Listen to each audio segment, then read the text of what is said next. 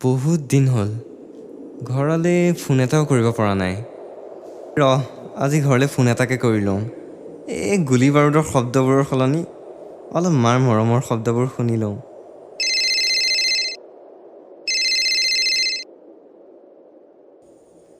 ভাইটি, ঘৰত সকলোৰে ভালনে তহঁতৰ? দাদা, আমাৰ ভালেই দে। ইমান দিনে ফোন এটাও কৰা নাই তই।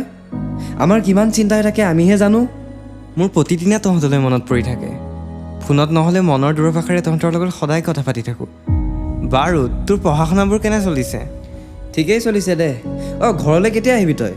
যাম দে, সোনকালে যাম। বৰ্ডৰ প্ৰব্লেম অলপ হৈ আছোঁ, সেইখিনি শেষ কৰি গৈ আছোঁ। মা ক'ত? মাক ফোনটো দেচোন। দিছোঁ ৰ। মা? মা, এই দাদাই ফোন কৰিছে, কথা পাতহি। বাবাই ফোন কৰিছে নেকি? হেল্ল' বাবা, তোৰ ভালনে? তোৰ ফোনটোলৈকে বাট চাই থাকোঁ। ঘৰলৈ কেতিয়া আহিবি? ভালেই দিয়া। তোমালোকলৈ আজি বৰকৈ মনত পৰি আছিলোঁ। সেই সময় অকণ উলিয়াই ফোনটোকে লগালোঁ। তয়ো দেউতাৰ আদৰ্শতে গৈছ।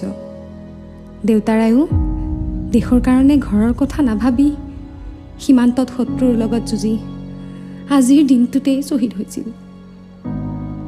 মোৰ বৰ ভয় লাগে। তোৰো যদি কিবা এটা হৈ যায়, আমাৰ কি হ'ব?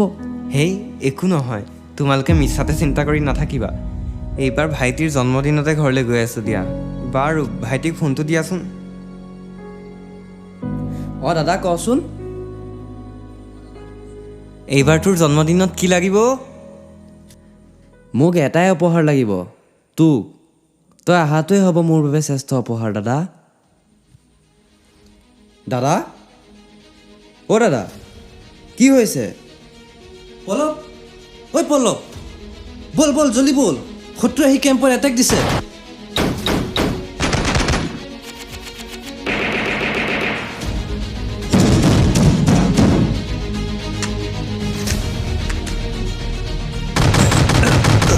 भारत माता की जय।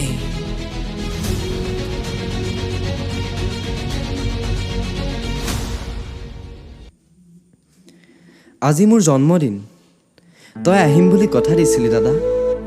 তই কথা ৰাখিলি দাদা। কিন্তু এবাৰতো জন্মদিনৰ শুভেচ্ছা দে। উঠ না দাদা। কফিনৰ ভিতৰত থকা তোৰ অচল শৰীৰটো মই চাই থাকিব পৰা নাই দাদা। আজি চাচোন, সকলো মানুহে তোক চেলুট দিছে। দেউতাৰ দৰে তয়ো গুচি গলি দাদা। মই গৌৰৱেৰে ক'ম চিঞৰি চিঞৰি যে মই তোৰ ভাইটি দাদা, মই তোৰ ভাইটি। তয়ো গুচি গলি।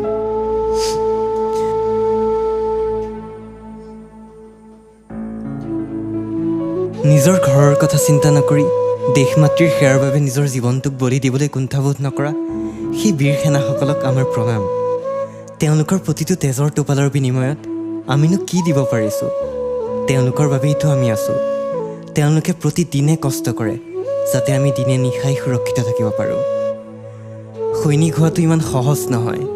নিজৰ তেজেৰে জনমভূমিক ধুৱাই দিয়াটো ইমান সহজ নহয়। Salute to you. জয় হিন্দ।